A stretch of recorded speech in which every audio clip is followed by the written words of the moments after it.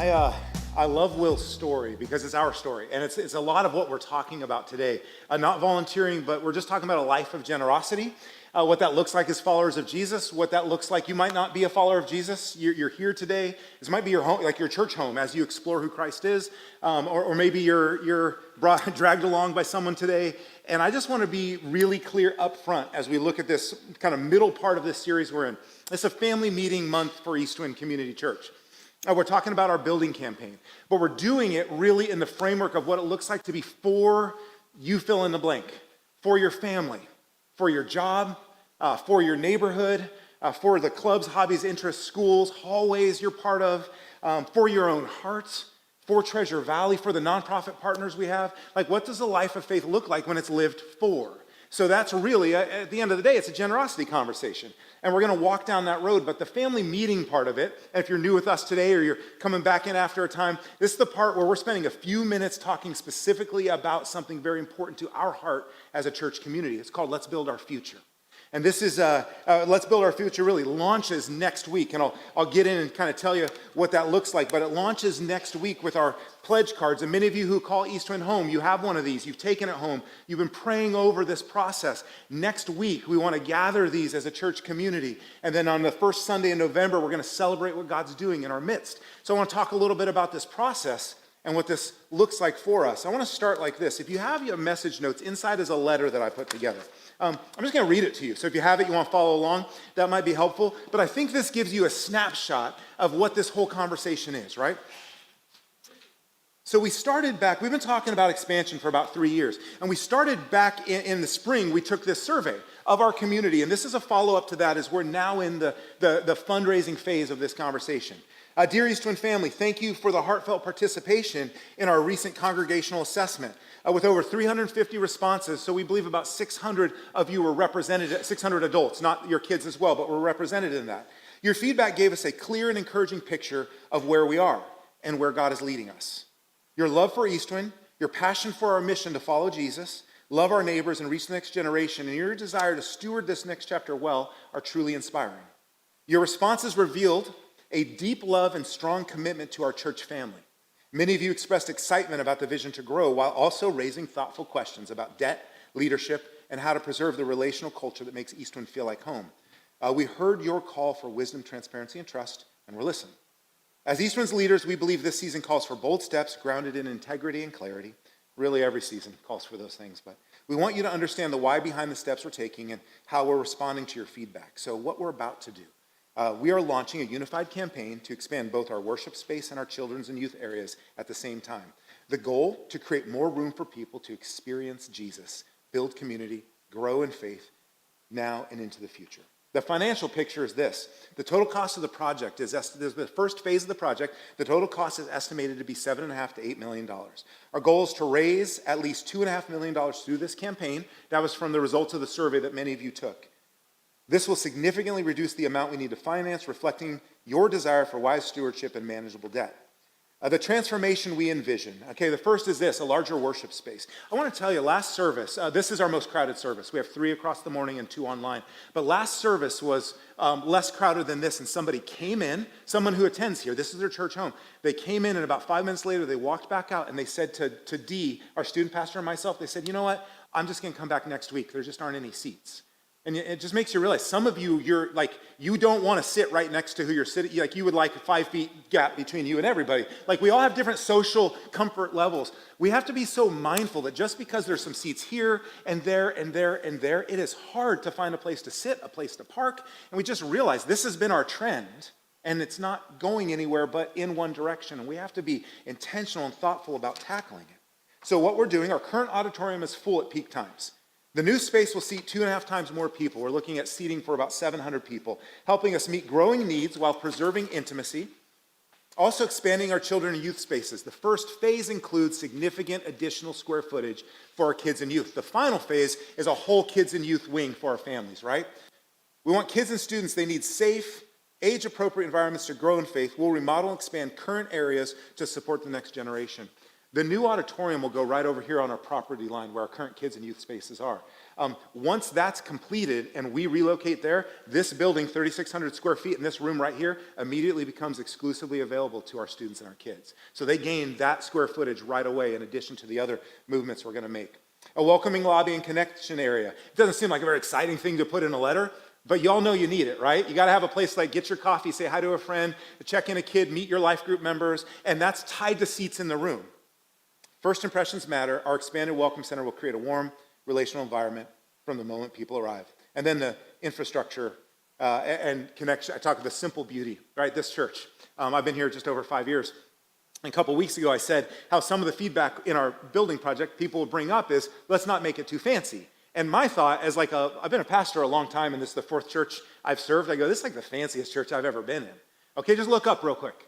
You got like natural wood, windows, custom-built steel trusses. You got a lot of churches are drywall and acoustic ceilings. They're functional. And the church community that built this space, they wanted you to feel at home when you walked in. That's hard to do in a larger space. They wanted to put touches in, and we're going to keep those touches going forward. So our timeline and our next steps. So going forward, we're going to continue to clarify plans, share updates, and answer your questions. We invite you to prayerfully participate in our Let's Build the Future generosity campaign. On October 26th, that's next Sunday, we'll collect your pledge cards, and at our November 2nd services, we'll celebrate what God is doing through each of us.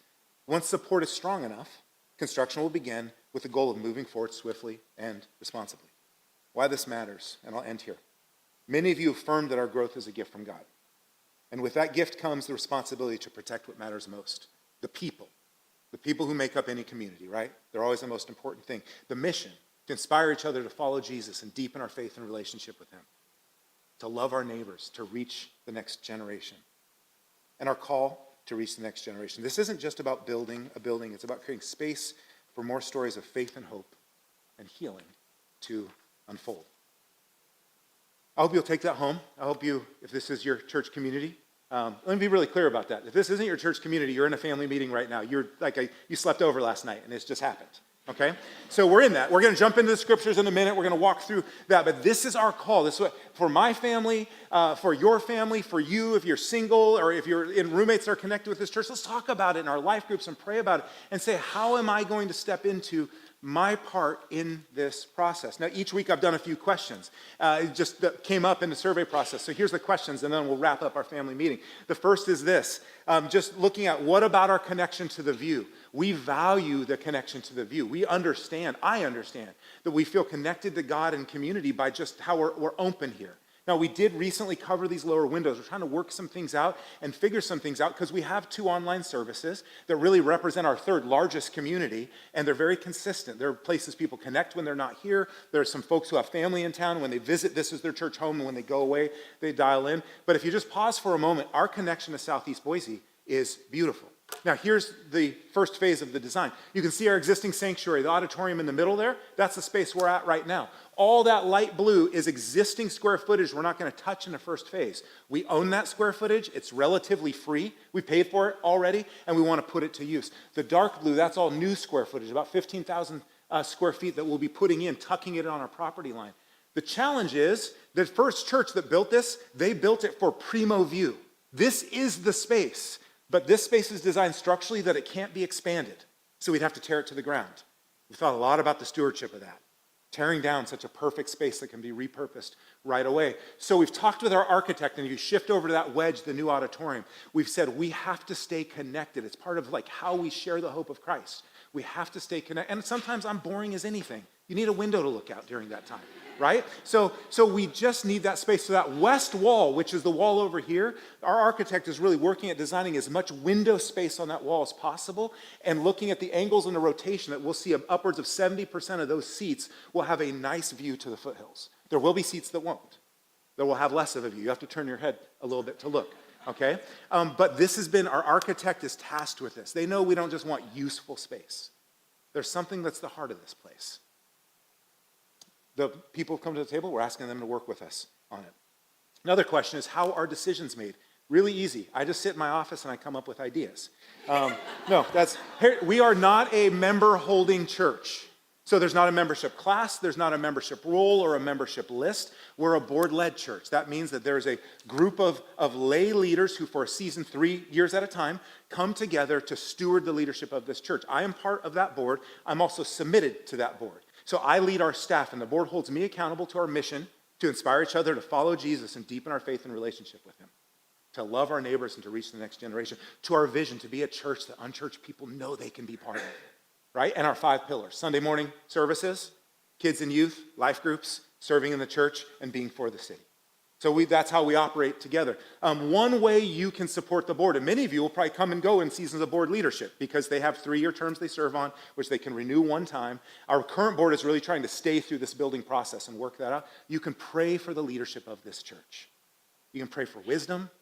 You can pray. They get off work, they've got their lives, they volunteer in other areas, they're very invested in the life of the church, and they come and they sit in meetings and they think about architects and fundraising and plans and accountability and our goals as a staff team. There's a lot that happens there. So our decisions are made through staff leadership of our ministry and board leadership of me, who leads our staff. Another question, just going to be fair with you. Is this because Carlos, I'm Carlos if we haven't met, by the way. Is this because Carlos wants a bigger church? This is fair. Some of you, this was a sentiment that was reflected many times. I'm going to answer this in 2 ways. You better know it and believe it. I am a person who met Jesus Christ and my life was changed. So you put me in a seat, I'm part of a bigger church. My whole life is about that. Of course I want a bigger church. I want everybody to know the goodness of Jesus Christ. I'm that, and I can't take my foot off that gas pedal. But that's not what the question is. I don't think that's the question. The question is more gently about my ego. We've been here just over 5 years. My wife Emily's down here in the front. We moved here with our kids. 2 of our kids, 2 are back in California.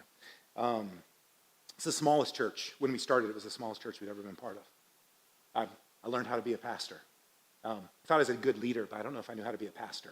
Learned how to sit with people who are grieving death and do a lot of premarital counseling and walk with folks through faith challenges and addictions and to serve on a small team and share our lives together and do that. There's nothing about that I want to change. I love what God's invited me to do in this season. We are just growing. Jesus Christ is good. Always. Irresistible. Our student ministry, our kids ministry, you adults in the room, those of you who know Jesus and looking for a church home, and those of you who don't, and this is where you feel like you can explore, that's what's unfolding in front of us. So I don't actually want a bigger church. We've been in those places before. And I absolutely want a bigger church if it represents you, your neighbor, your enemy. So that's kind of my convoluted answer to that one. And then how can we afford this? I was talking to one of the people who built this church that we're in now. There was about 10 of them in the last service. If you were part of building this church, can you put your hand up just so I can see? So I got maybe 2 hands came up. Yeah, so, okay, let's just pause and think about that reality real quick. It's about roughly 30 years ago. Okay, a lot of 25 years ago, but a lot of work went into. And here's what the person said to me on the patio. They said, we had no business building this church. We had no money, like none. And we just kept saying, like, this is kind of how we did fundraising. And we just did that every week. And we built, and we had debt we could barely maintain. And then in 2007-8, we did a second fundraising project called Make Room, and it didn't go well. But here's the thing about Make Room. Make Room actually raised just enough money to get that portable, 1,400 square foot portable that our elementary kids use and our preteens use. It actually did a lot. And then it never pushed the building forward, but it helped pay off the debt, which we retired in 2001. So I think about like the history of this space, and I go, I don't think we can afford this. And I think we could probably build it with no debt if we all listen to God and lean into what he might be calling us to do.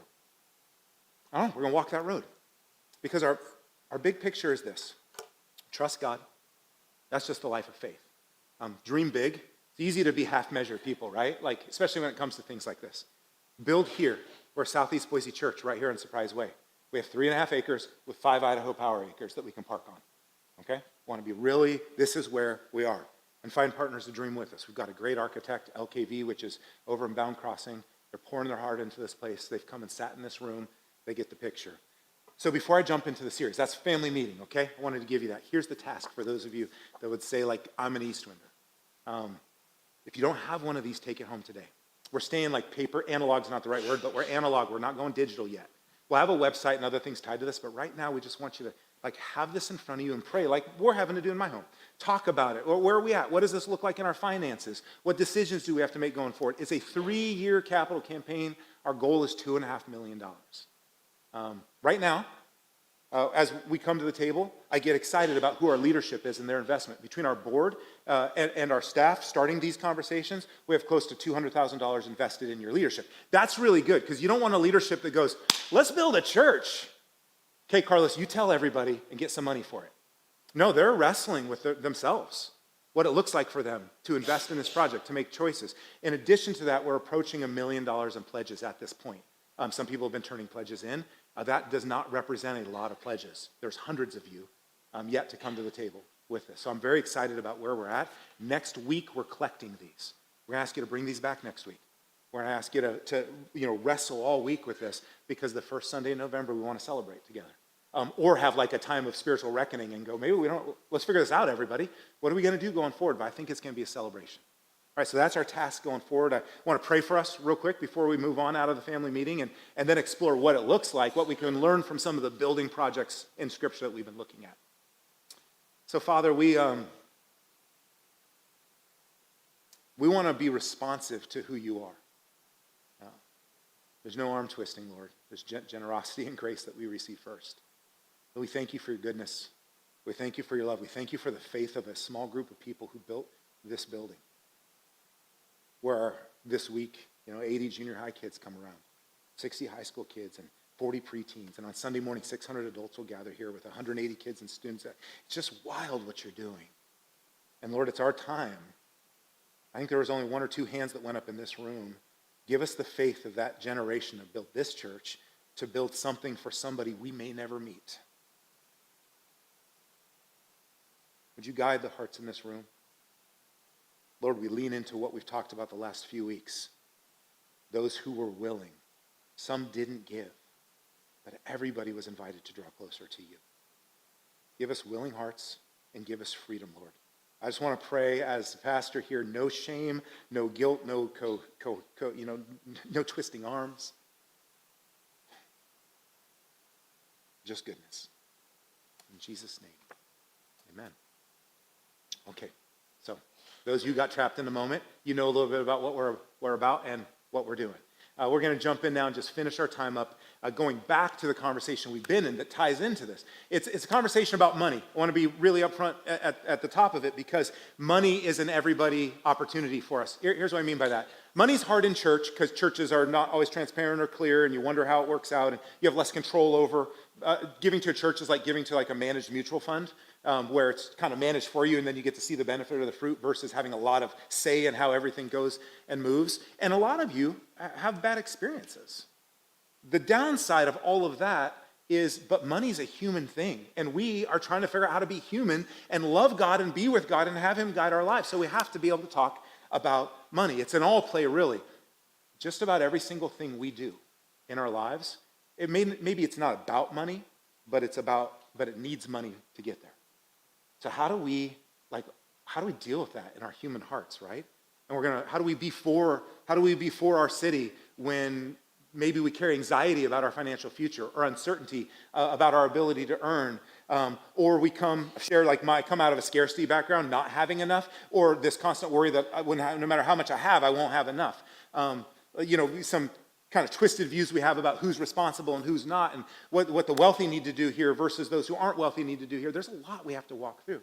So we just want to keep learning and walking through this process. If you're following along in your message notes, we'll pick that point up now. So those of you who like to fill in the blanks. But the whole series for us is walk this line. 3 movements of the Christian life. It begins with surrender. That's actually the beginning point. Don't skip over surrender to listen and obey when God has the gift of surrendering your life to Jesus Christ in front of you. Saying, start here. Don't jump over this. Start here, because if you start here, everything else makes more sense. If you skip this, it's all a matter of tug of war, right? So today's listen. Last week was surrender. Today's listen. I do have a question for you about listening. We do a question on the morning. You turn to the person you're with or turn to a neighbor and you just get to kind of share your answer. What are some of the important voices in your life? What are they? If you had to say, here's where I go for answers. Share that. We'll be back in 1 minute.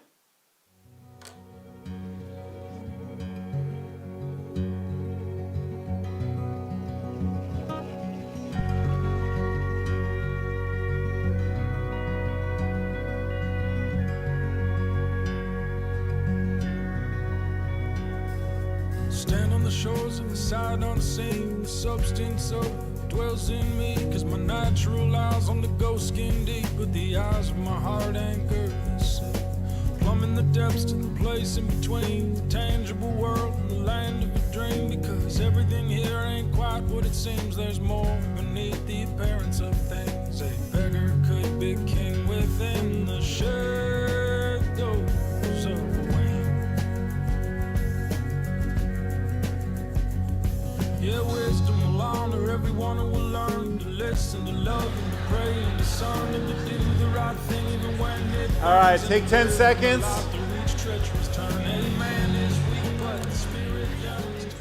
Yeah, so listening's interesting because I think it's got a lot to do with like what we attend to or what we're attuned to. I never asked my wife's permission to talk about her on Sundays, but Emily is a very like good deep sleeper. She can sleep through just about anything: thunderstorms, noise, me making a ruckus. Like she can be a very don't look at me right now. She can be a very, very good sleeper, but occasionally in our relationship, there's this dynamic that happens, okay? She'll be out, she'll be asleep occasionally. It's not all the time. And then you'll hear this. And she'll, who's that? Was it? Go check. Go check. I heard a noise.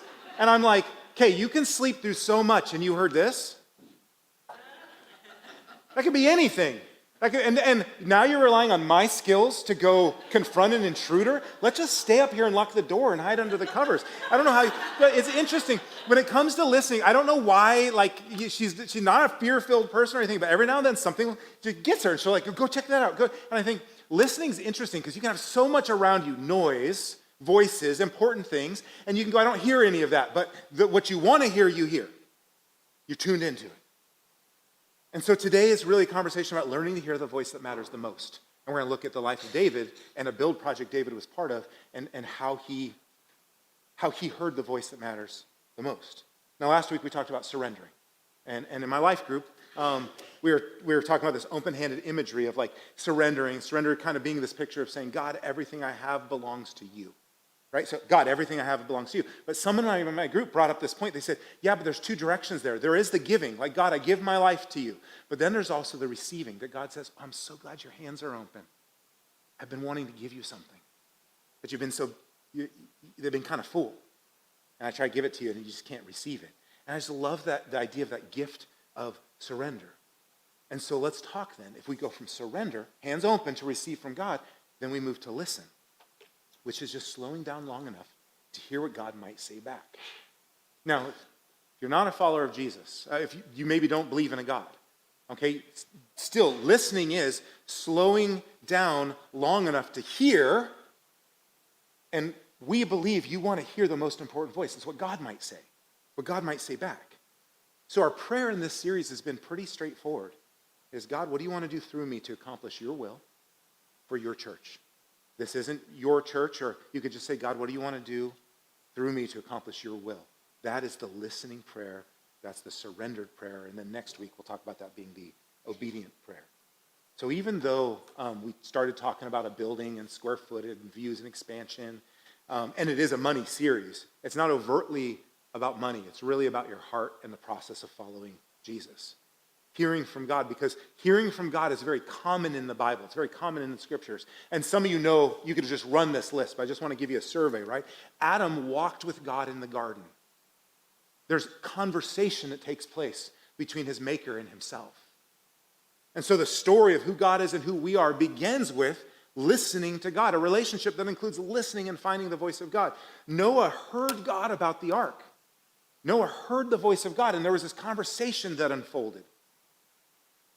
Abraham heard, go to the land I will show you. If you don't know Abraham's story, he was nomadic. Most people were. There weren't really tribes, and there certainly weren't developed nations at that time.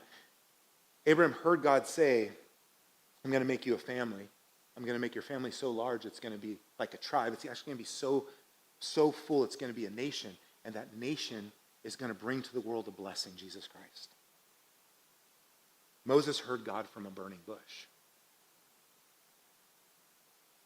A character that I hope at some point we get a chance to study, I'd like to, is Samuel heard him in the night. God kept calling Samuel's name softly. Samuel heard God. He listened for him. In the New Testament, one of the most powerful stories of listening is this guy right here, Paul. Paul was a persecutor and oppressor of the first Christians. He oversaw the public death, the martyr of a follower of Christ named Stephen. He then set out to destroy Christian homes, Christian communities, and he heard Jesus. He had an encounter with Jesus, and Jesus spoke to him, and he listened. And Paul turned, and he gave to us today. If you had a Bible in front of you, and you flip to the last quarter of it, much of that is the writing of Paul, and he gave to us today the message of grace. He said, I want you to understand who Jesus Christ is. He is not transactional. He's not here looking for something from you. He has paid it all. He has given. Now, who's saying that? Paul is saying that, who was a persecutor and murderer of Christians and then received forgiveness and got to be called family with the very people he destroyed. So that message of grace was very close to Paul's heart. All of these, if you think about that, the whole story of Scripture is a unified story that points to Jesus. So what does Jesus say about listening? Jesus says, my sheep listen to my voice. I know them and they follow me. I know this about people. We're metaphorical enough that we can handle like this language, but we don't really go like sheep. Jesus calls us sheep, and not a winning title. I couldn't throw like hey, come to my leadership conference on how to be a good sheep. Nobody would come. All right, it's like lions, victors, overcomers. Like, come win, come take carpe diem. And here's Jesus in all of his truth and wisdom looking out and saying, oh, I've got a great update for you. You're not the shepherd. You're sheep. And then if that's true, then the question is, oh, that means I need a shepherd. So who am I going to follow? Whose voice am I going to listen to? Because sheep learn to listen over time by proximity, repetition, and trust. They don't recognize their shepherd's voice at day one. I don't know exactly how smart sheep are, but there's a lot of research that says they're actually not that smart. All right? So they're not just wired to recognize, it's my shepherd, right? There's proximity, repetition, and trust. But here's the interesting thing. We also learn over time to listen by proximity, repetition, and trust. Jesus says, my sheep listen to my voice. I know them, and they follow me. So here's the thing about sheep. They're deeply relational. And a good shepherd spends nearly every moment with their sheep. They eat near them. They sleep near them. They protect them from predators. And over time, the sheep begin to associate the presence of their shepherd with safety. You translate that to what we might battle with less anxiety about life. The voice of their shepherd means food, rest, comfort, protection. This is how trust is formed. This is how listening begins.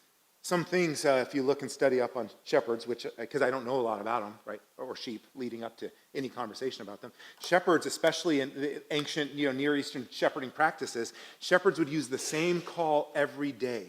Their tone and rhythm never changed. I love that idea. Like as a dad, I wish my tone and rhythm would never change. So my son, Dominic, who runs the junior high, the junior highs are out of here right now, which is good. He doesn't have his car is not operating right now. So I'm leaving work the other day, and I see him in my mirror, like chasing me, like running after me. And I'm like, what's this dork doing right now? That was what I thought. And my face showed it. I'm like, why are you chasing after me? He got to my window, and he's like, oh, am I bothering you? A classic statement my kids will say to me because my face doesn't do a great job, right? So I'm like, no, what are you doing? He goes, well, I don't have a car. I wanted lunch. I'm like, oh, all right, married adult son, hop in my car. Let me drive you home and let me feed you lunch. Now, here's the interesting thing, though. I love that kid. He's an incredible young man, all right?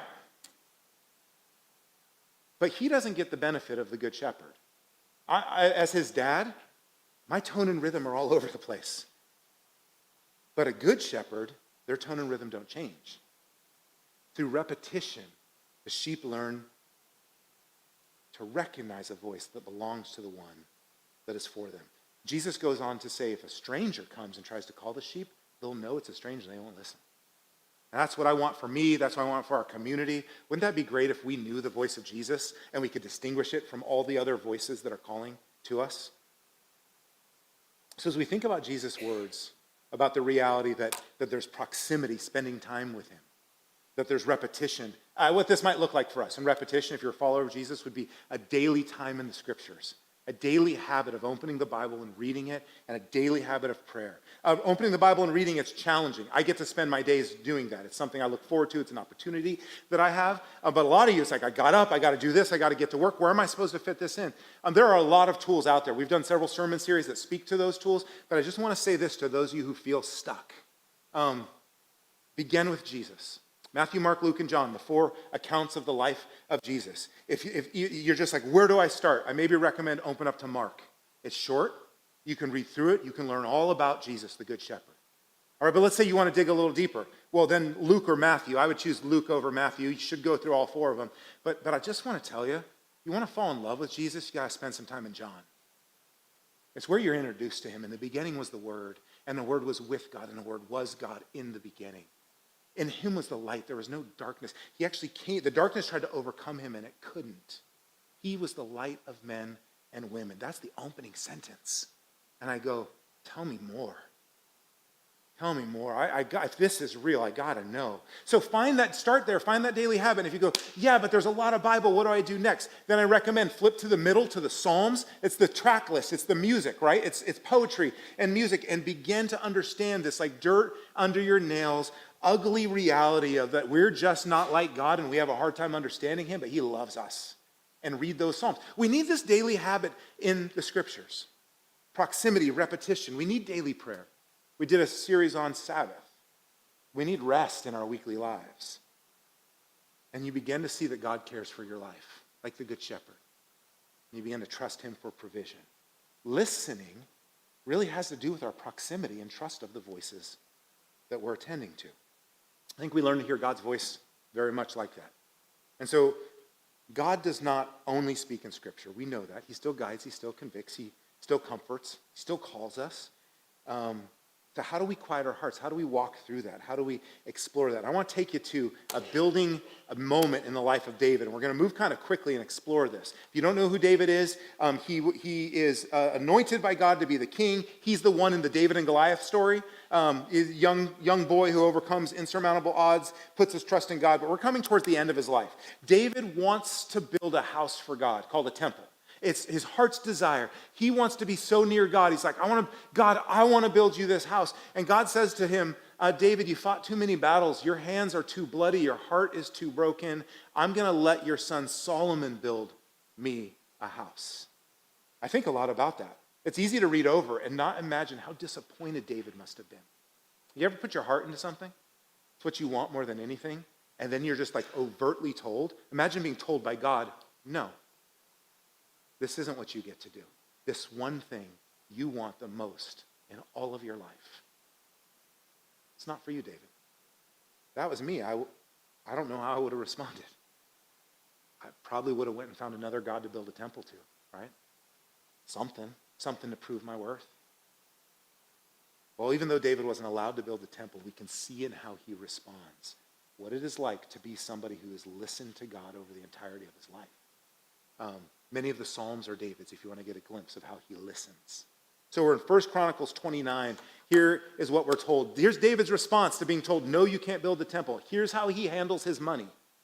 With all my resources, I have provided for the temple of God. His answer to no, you don't get to build it, is then let me seed the funds for it. It really is. He's like, let me generously, okay, how much can I give away so Solomon can build this temple? So he gives gold for the gold work, silver for the silver, bronze for the bronze, iron for the iron, wood for the wood, as well as onyx for the settings, turquoise. Guys rolling deep in turquoise. Stones, various colors, all kinds of fine stone and marble. All of these in large quantities he gives. And then he says, besides, in my devotion to the temple of my God, I now give my personal treasure of gold and silver for the temple of God. And you just get this picture of somebody who will actually learn what he understands about life. And I think it's like the golden ticket of how we deal with our lives, our time, the breath in our lungs, our gifts, our intelligence, our skills, the money we store, the money we earn, the money we store. See, David gives first. I've been really clear. I see board members in the room right now. This is not like our winning giving strategy. But I want you to give to this capital campaign. I want to build this church. It'd be beautiful if we do this. Mostly, I just don't want you to live under the oppressive heel of false gods. Money will take you there over and over again. So if you can figure out who your life really belongs to, You can free yourself from that, and you can give. And if you can't trust here, I don't care. You can just give elsewhere. So listen to what David says. He says, but who am I? And who are my people that we should be able to give as generously as this? He's not curious. He's thankful. He's going, man, who? Instead of saying, God, why did you take from me my one chance to leave my legacy and build you a house? He says, who am I and who are we that we should be able to give as generously as this? Everything comes from you, and we have given you only what comes from your hand, and that is it, everybody. That's life. Everything comes from you. And you have given only we have given you only what comes from your hand. Generosity begins with listening and recognizing that everything you have in your life is already from God. So faith isn't about figuring out how to believe in God. It's about reorienting your whole perspective on what your life is. That giving is not a transaction, it is a recognition. So how do you get there? Well, you listen. You begin to make a habit of listening to God through community, through scripture, through prayer, through trusted voices. That's different than listening to podcasts and YouTube. And that's not the same thing. That's a lot of content. Listening. Because what happens is listening produces humility. It explains your place in the universe. David understood his place. And humility produces generosity. And then David asks a question that absolutely deals with money, but isn't about money at all. It is about devotion. David says later in the chapter, 1 Chronicles 29:5, he then turns out to everybody else, and he gives us our word of the day that we're going to wrap up with right now. He says, now who is willing to consecrate themselves to the Lord today? So he just demonstrates consecration. Not a word we use a lot speaking, but a word we live a lot every single day. Because listening always leads to consecration. Here's what I mean by that. Whatever I pay attention to, that is what I consecrate myself to. If it's my career, then I am setting myself apart for my career. If it's my marriage, then that is the main core thing in my life. My life spins around that. If it's something else in my identity, it's going to be that. Because consecration means just to set apart and dedicate. And it hit me last night. I always go through my message on Saturday night, and I was like, oh, I'm really missing something here. Consecration feels like a really religious idea, but it's not. It's just a really human idea. If we're all sheep, so we're all looking for a voice to lead us, to belong to give us meaning, then we're all just being consecrated. And if you want to know where you're being consecrated, I made a quick test for you and for me. Okay? Look at your spending. Look at your screen time. Look at what you watch on your iPad or your computer or your phone, separate from social media. Look at what makes you angry. It's not, the beautiful thing is consecration is not a mystery. You can figure it out. If you find yourself obsessed about a broken relationship in your life that you have no control over, you're being set apart for that broken relationship. Is that really what you want to do with the life you've been given? You find yourself constantly concerned about if you're going to be able to have and save enough. You're being obsessed over something you don't really control. Jesus went this far to say, to tell this story. He said, there was a guy who had really good crops and great grain. And his barn was so full, he didn't know what to do with the extras. So he said, his financial planner actually told him, build more barns so you can store more grain. And then you'll be set. So he built more barns. They both were now full. And he said, finally, my barns are full. So let's eat, drink, and be merry. Jesus has got the crowd listening now. A crowd that was largely poor, by the way. And then he turns and said, that night, the man's life had to be given up. And he says these haunting words. What good is it for someone to gain the whole world and lose their soul? Consecration means set apart for and dedicated for God's purposes. That's what we learn from David in this building moment. And the beauty of it is this. Because this is an all-human thing, it changes how we become as gift givers. Subtle shifts take place. We move from being leftovers givers to being abundant givers. I describe it this way. A gift costs the giver something. But leftovers cost the giver nothing. You are sitting in a gift. People sacrificed for the seats you're in. Now, that might not mean a lot to you because you might go, I don't even like my seat. But next week, one of my neighbors is going to be baptized right up here. He had a near-death experience. He said, I need to know about God. Came in these doors, started to walk a road. We've been on the phone talking. He's going to come, and he said, I'm ready to show an outward sign of an interchange. That happened because somebody gave a gift 25 years ago. Someone right now, there's only one or two people in this room who gave those gifts. Let's have a big picture of this whole thing. Maybe a picture. Jim Elliott, I'll end with this. I talked about his wife last week, Elizabeth. Jim and a group of friends were all followers of Jesus who were murdered when they first made contact with a remote group of people. It was just confusion. That's why it all happened. There was fear. But Jim died with a spear in his chest. His wife and other wives and their kids all went back to the people who killed their husbands and ended up spending a part of their life there. Jim is one of his most famous quotes from his journals is this. I think he gets the invitation for what a consecrated life looks like. This is the kind of thing David did. David, who couldn't build the temple, gave all he had out of the state treasury and dug into his personal treasure and said, it's all for God. Listen to how Jim says it. He is no fool who gives what he cannot keep to gain what he cannot lose. So, my question for you, same question every week in this series. God, what do you want to do through me to accomplish your will for your church? Give you a moment to reflect on that, and then we'll sing our closing song.